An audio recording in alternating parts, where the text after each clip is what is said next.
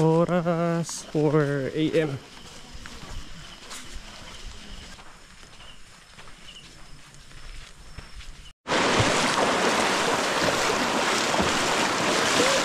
No choice, basta agad.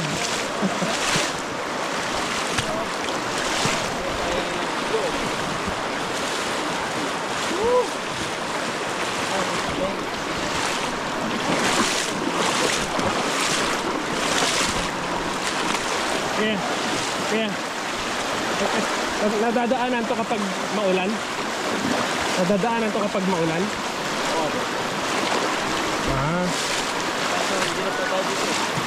Hindi na.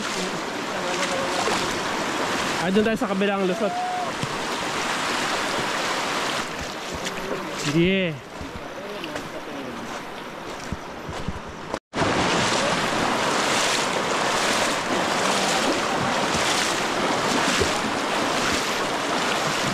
Wala pang 30 minutes. Ang dami ng tatlong river crossing agad.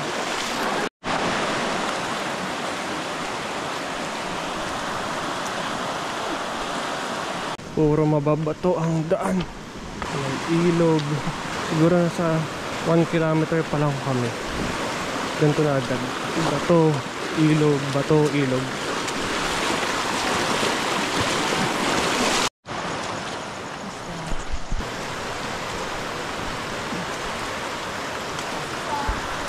Kilometers 4:50 AM. Nagliliwanag na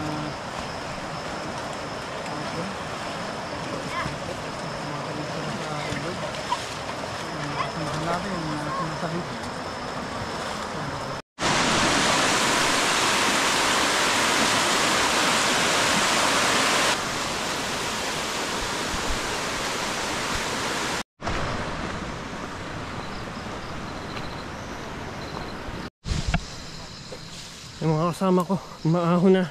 Nalalakad na namin from jump off 6 kilometers. Oras 5:48. Nakakapagod, nakakahingal.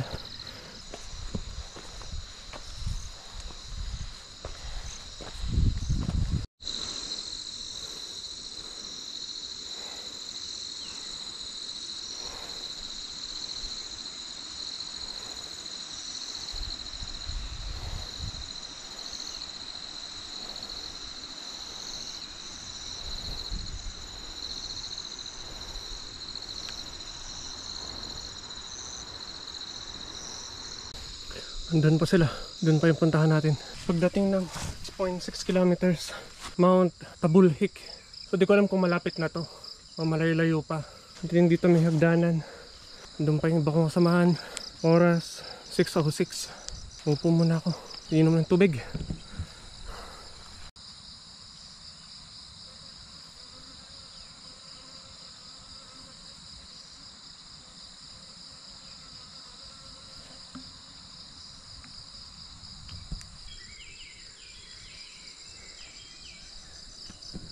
Ngayon inaantay ko yung mga iba kong kasama. Kaya ilang kilometers to lahat? Pabalik doon sa ano? Sa bahay. Halos sim lang po sila ng tawag po. Mga 30 kilometers? Dito. Mga 23 higno. Tara, sige kuya, una ka. Anong unang bundok kuya? Tabulhik? Opo sir. Malapit na simula dito? Opo sir. Diyan sa mula sa falls. Pero puro paahon pa yan. So dadaan na muna natin yung falls. Opo sir. So from dito sa hagdanan papuntang falls, isang oras? Isa't kalahati sir. Ay, isa't kalahati. Sumubulang falls? Summit na yun. Summit na. Opo. Simula doon sa hagdanan papuntang summit ng Tabulhik, isang oras kalahati. Oras 6:14. Nagsimula tayo alas 4. Muna na po sir, baka may kailangan si madam sa bag niya. Ay sige.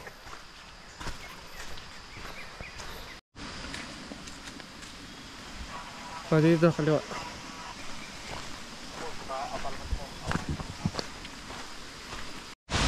So, dito daw.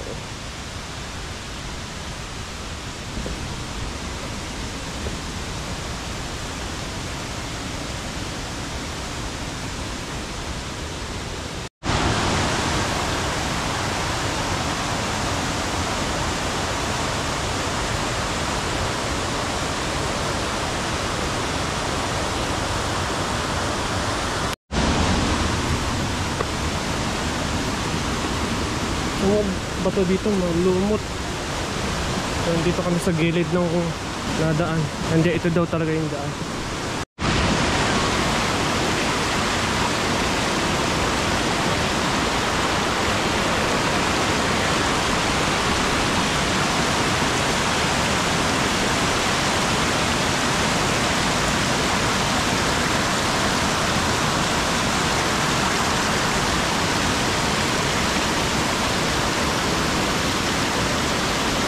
Palandaan. So ito na yung falls, kuya. From dito papuntang summit. Summit ng Tabulhik po. Ha? Summit ng Tabulhik po. Sabot na ng Tabulhik. Ilang oras? Pinakamatagal na po, 1.5. 1.5, pinakamatagal na. Simula dito hanggang Tabulhik. Matagal na yung 1 oras kalahati. So depende sa pacing. Simula na rin ang ahon. Puro paakyat na to simula dito.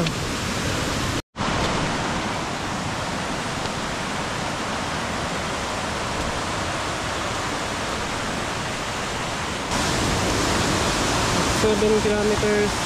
Ito na ulit. River crossing ulit. At mukhang malalim. Malakas yung agos.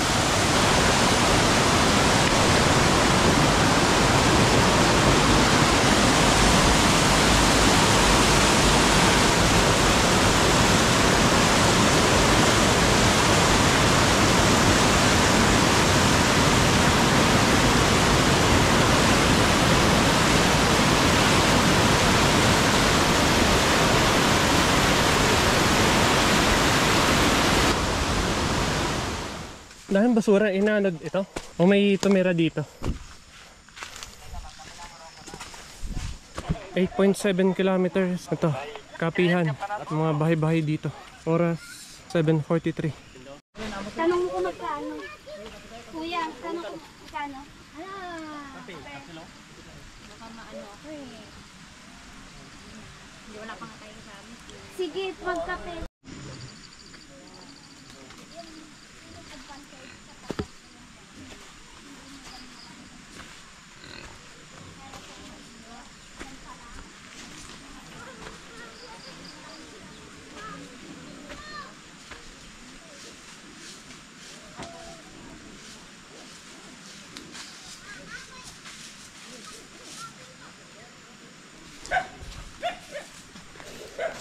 Mga katutubo.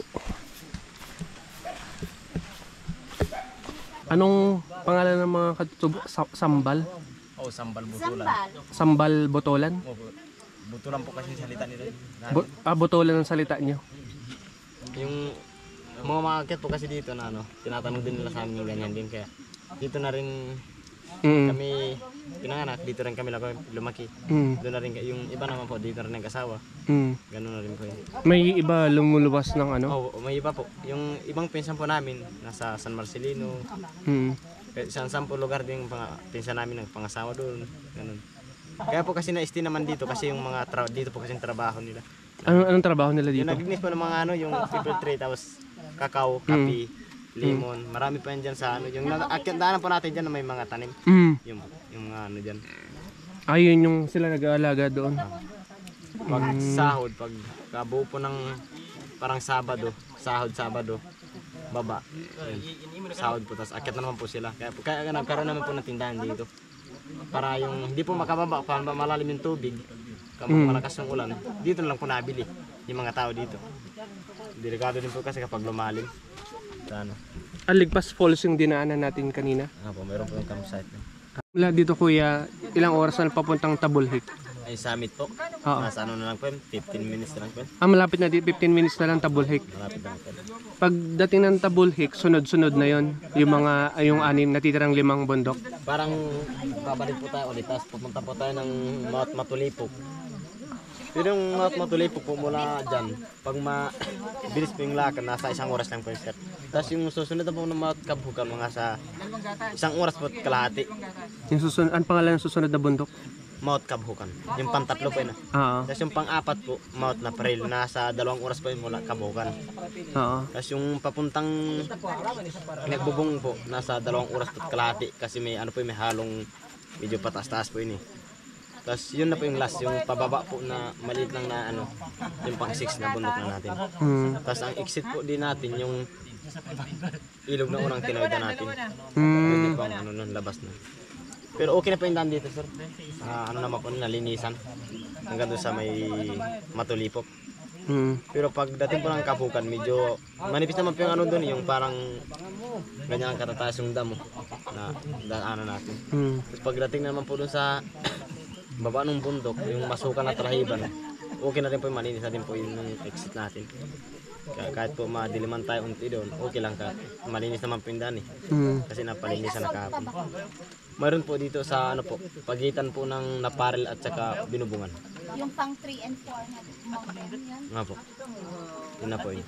Yun na yung pinaka-assault. Tapos pababa na lang. Pababa na po yung ano po, pang 6 na bundok po. Wala pa daw. May konti lang daw. Pero hindi assault kapag konti lang. Ito na yung water source, kuya. Yung susunod na water source, kailan? Sa ibaba po ng ano, kapag-anim na. Pang-6 na bundok na? Opo. Matagal-tagal pa yun ah. Opo. Magpupuno ka talaga. 8.7 kilometers. Ito yung unang water source. Ayun kuya, pasamit. Pasamit po ng Pasamit yan. Tabul Hick. Tabul Hick. Tapos balik dito. Pabalik din. Tapos doon dandaan. Oh, sino may gusto? Dito lang ako. Kung sino may gusto, maghihintay ako. White background. Passport size. And hindi ko makikita yung view dun sa baba. Yan si Kuyang Guide, papuntang Summit. Kasi wala ako makikita ang view. Tara. Baba.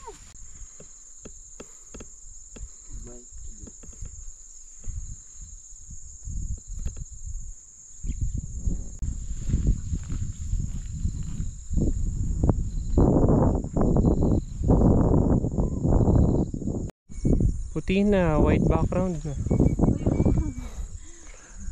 Puting-puti na nga.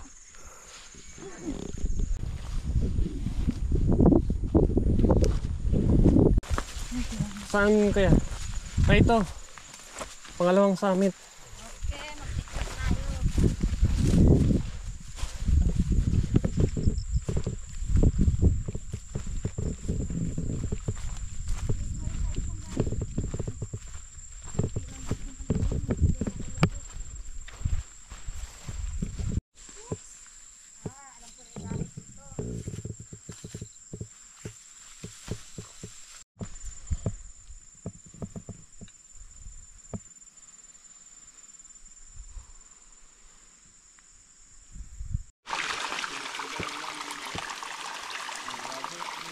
Puro pababa. Papunta na kami ngayong third summit. Oras 9.